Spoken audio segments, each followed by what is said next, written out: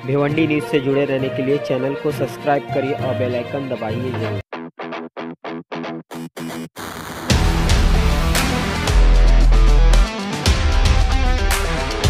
मूल मालक आणि ही जागा आमच्या ताब्यात आहे। त्यांनी राजीनामा दिल्यापासून ही आमची तिसरी पिढी आम्ही लावून खातो। तुमच्यावर कशा प्रकारे अन्याय होतोय? आमच्यावर भरपूर अन्याय होतोय। आम्हाला कुठली तलाठी मदत नाही करत, सरकार मदत नाही करत, आमचं गावकरी मदत नाही करत, कुठलीच आमची कामगिरी पूर्ण करत नाही।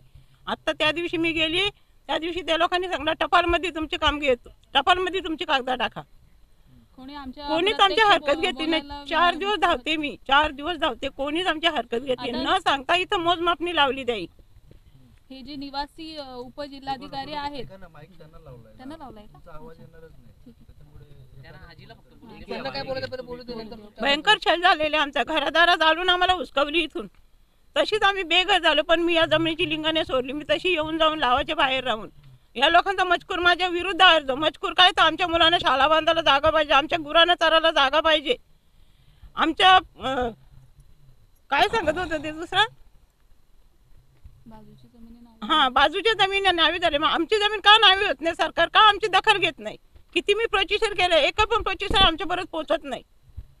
का सरकार आमची जागा जमीन आमच्या नावी करून देत नाही? मोजमापणी जे करायला ते मंडल तुमच्याकडे आला, काय काय सांगितलं तुम्ही? कशाला मोजमापणी? ते मला बोलले का आम्हाला वरून ऑर्डर आहे तुमची जमीन मोजमापणी करायची आणि तुमची जमीन मोजमापणी करून तुम्हाला इथून काढायची, ही जमीन आम्हाला घ्यायची, सरकार जमा करायची। त्याच्याबद्दल मी त्यांच्याशी विरोधात भांडले, मी त्यांना जमीन मोजून नाही दिली। किती जागा आहे तुमची पूर्ण? आमची जागा 5.5 एकर आहे। 5.5 एकर? हां, माझ्या ताब्याला। बाकी जमीन लोकांनी अशीच हडप केली, ती पण जमीन आमच्या ह्या जमीनचा पोट आहे, माझ्या जमिनीचा। कष्ट म्हणजे तिसरी पिढी आमची, कसं लक्षात राहील माझ्या?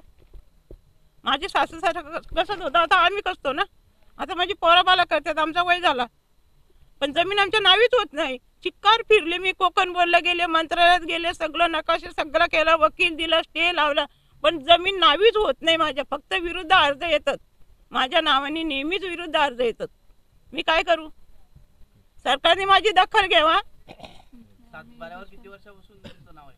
काय नक्की अधिकाऱ्यांचं काय चाललंय? त्यांचं असं आहे, आता चारी बाजू गोडाऊन आलं, ही जमीन त्यांच्या डोळ्यात चालते म्हणून ही जमीन त्यांना हडप करायची आणि ती जमीन मी हडप कधीच करून देणार नाही। जर काय लोक माझ्या जमिनीचा 7/12 केला नाही तर मी इथं माझ्या जागेवर म्हणजे सगळ्यांना 20 पाजून आत्महत्या करीन मी। याची दखल सरकारने घ्यावा माझी।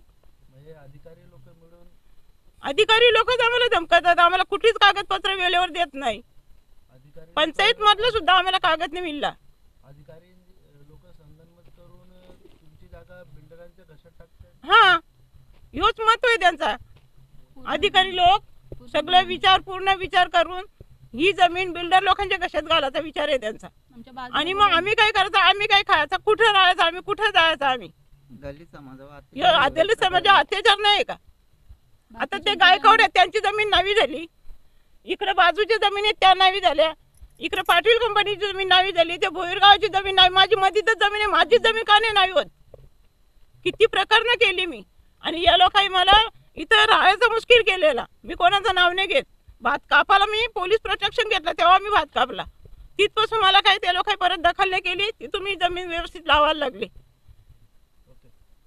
या जागेसंदर्भात काय पूर्ण प्रकरण सुरू आहे आणि विशेषतः ही जागा आता बिल्डरांच्या घशात टाकण्याचा प्रयत्न आलेला आहे, तुमचं काय मत आहे? सर, निवासी उपजिल्हाधिकारी सुदाम परदेशी यांनी ही ऑर्डर काढली होती, माझ्या हातातच आहे ती, आणि ही ऑर्डर ज्या आदल्या दिवशी काढली, दुसऱ्या दिवशी सर्वे लावतात माझ्या जागेवर येऊन, आम्हाला कुठल्याही प्रकारची नोटीस न देता। कारण कोणताही सर्वे करायचा असेल तर आपला नियमच असा आहे की त्या कब्जेदाराला किंवा त्या जमीन मालकाला तुम्ही नोटीस देणं गरजेचंच आहे। नोटीस दिल्याशिवाय तुम्ही तिथे सर्वे करू शकत नाही। तरी तुम्ही दमछाक करून इथं आमच्यावर सर्वे करायला आले। त्या दिवशी आई बाबा इथे काम करत होते आणि त्या काम करता करता मग त्यांनी मला कॉल केला, आम्हाला कुठल्या प्रकारचं काही न माहीत असताना यांनी सर्वे केला, जबरदस्ती सर्वे करत होती। माझ्या आईंनी त्यांना करून दिला नाही सर्वे आणि ही जमिनीचा पोट भाग बाजूच्या जमिनी आहेत, त्या सगळ्या जमिनी नावी होतात। मग माझी एकटीचीच दलित समाजाची जमीन तुम्ही नावी करत नाही का, असं तुमचा विचार आहे का? आणि बाजूला माझ्या गोडाऊन झालेत, मग यांचा विचार सगळ्यांनी एकत्र येऊन यांना गोडाऊन बांधायचं आहे का? माझ्या बाजूला डोळे गाव आहे, तिथं गुरचरणीवर गोडाऊन झाले, इथं बाजूला समोर आपल्याला दिसतो तिथं आवाज पण येतो, तिथल्या पण गोडाऊन झालेत. मग ह्या सगळ्या जमिनी लिगली आहेत का? मग ह्या जमिनींवर तुम्ही सगळ्यात, मग त्या तलाठी, तहसीलदार, प्रांत अधिकारी त्यांना ते दिसत नाही का? मग माझ्यावर अत्याचार करायला घेतलाय का हा? याच्यासाठी मी आज इथे मीडियाला बोलून हे प्रकरण मांडण्याचा विचार केलाय. आता माझ्या हातात दुसरा काय पर्याय राहिलेला नाही. जागा नावावर करण्यासाठी किती वर्षापासून प्रयत्न केले? मग मी लहान असल्यापासून माझी आई करते, ती आधी करत असेल, जेव्हापासून मला समज आली तेव्हापासून ती बघते. तिच्या वय झाला फिरून फिरून फिरून हे करून करून, पण ते आमच्या प्रत्येक वेळेस, आता मागच्या वेळेस पण ऑर्डर आली होती की तुम्हाला जमीन नावी करण्याबाबत ही डॉक्युमेंट तयार करा, आणि ग्रामपंचायतीचा ना हरकत दाखला मागला होता. तो ना हरकत दाखला उशिरा मिळाला, काही ना काही कारण देतात ते, आणि आमची जमीन नावी होतच नाही. मग याच्या मागचा नक्की यांचा उद्देश तरी काय? आमच्यावर अत्याचार करायचे असंच बोलता येईल ना? आता मूळ कारण काय आहे? म्हणजे आता जे मोजमाप करायला आले गोडाऊन साठीच आले का याच्या आधी पण पहिले नोटीस दिली? नाही, नोटीस तर सर आम्हाला कोणीच दिली नाही याच्या अगोदर. डायरेक्टली ते आले, सर्वे करायला लागले, तेव्हा विचारलं, ते आम्हाला जेव्हा दाखवलं त्यांनी हे, तर याच्यामध्ये त्यांनी काय लिहिलंय की आम्हाला इथे हे करायचंय रोडसाठी. आता इथं रोडचा काय प्रश्न येतो का? माझा बाबा शेतकरी आहे पहिल्यापासून, इथं आम्ही लागवड करतो, हे आमचं दुसरं उत्पन्नाचं साधन नाहीये. पावसाळ्यात आमची भात शेती असते, उन्हाळ्यात आम्ही भाजीपाला करतो. आता पण तिथे भाजीपाला करत होते तुम्ही आले तेव्हा बाबा.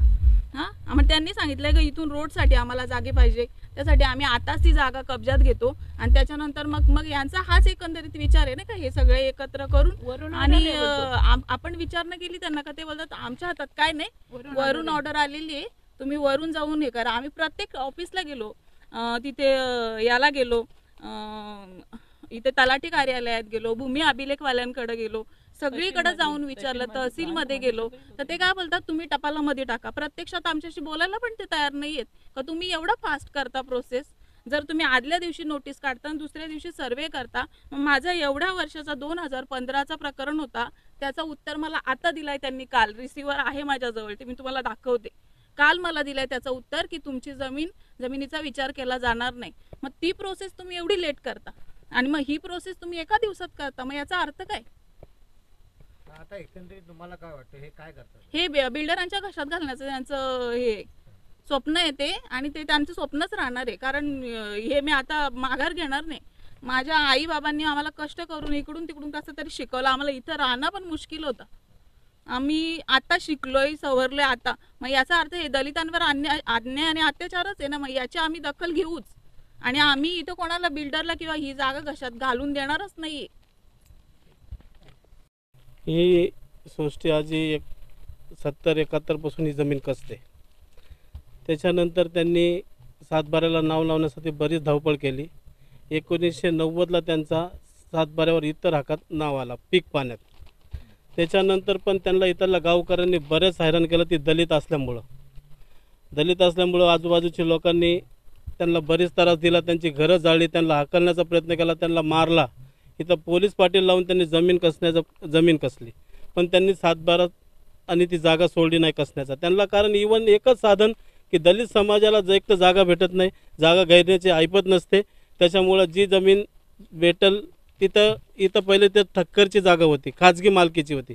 खाजगी मालकीचा ठक्करने राजीनामा दिला म्हणून यांच्या ताब्यातच होती. ती कसत होते ना, ठक्करला ऑब्जेक्शन आहे ना कशाला ऑब्जेक्शन नाही. आजूबाजूच्या इवन जेवढे गायकवाड असतील या कोणी असतील, आगरी समाजाचे लोक असतील या कोणत्या बी समाजाचे लोक असतील, त्यांचा सातबारा घडतो. मग आमच्या दलित समाजाचा सातबारा का नाही घडत? आम्ही दलित समाज असा रोडवर हमेशाच राहणार का? आमच्यावर असा अन्याय अत्याचार होतच राहणार का? म्हणजे आमच्या पाठीशी कुणी नाही तर मला शासन आम्हाला न्याय भेटणारच नाही का? आम्ही आता कलेक्टर सुदाम परदेशी साहेबांनी 1 तारखेला लेटर काढला. भिवंडी तालुक्यातील सर्व जमीन मोजणी करायची आणि शासनाला वर्ग करायची. 1 तारखेला सुदाम परदेशी लेटर काढतात, 2 तारखेला TLR ऑफिसवाले आणि मंडळ अधिकारी इथं पोहोचून मोजणीला तयार असतात. इतकी फास्ट सर्व्हिस आहे. कारण सिर्फ एक व्यापारी लोकांच्या घशात हे जमीन घालण्यासाठी आजूबाजूला गोडवान झालेत, म्हणजे ही जमीन त्यांच्या नावावर करायची, सरकारी वर्ग दाखवायची आणि त्या बिल्डरला द्यायची. म्हणजे दलितांनी अजून पण आमच्यावर अत्याचार बंद झालेला नाही.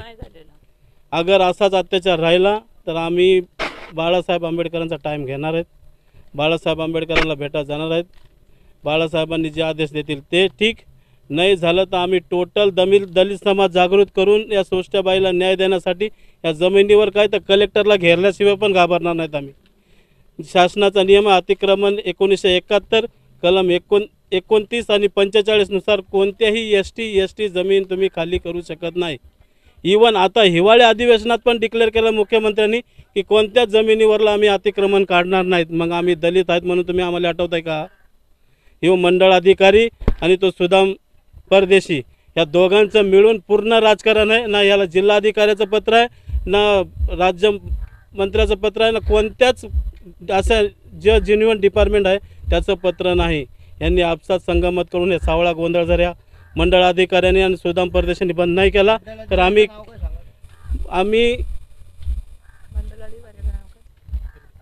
आगिवले साहेब जर आगिवलेनी आणि ते सुदाम परदेशांनी अगर हे जर बंद नाही केलं, अगर या सोष्ट्याबाईच्या जीवाचं काय बरं वाईट झालं तर आम्ही कलेक्टर ऑफिसला घेराव घालून तिथं उठणार नाहीत.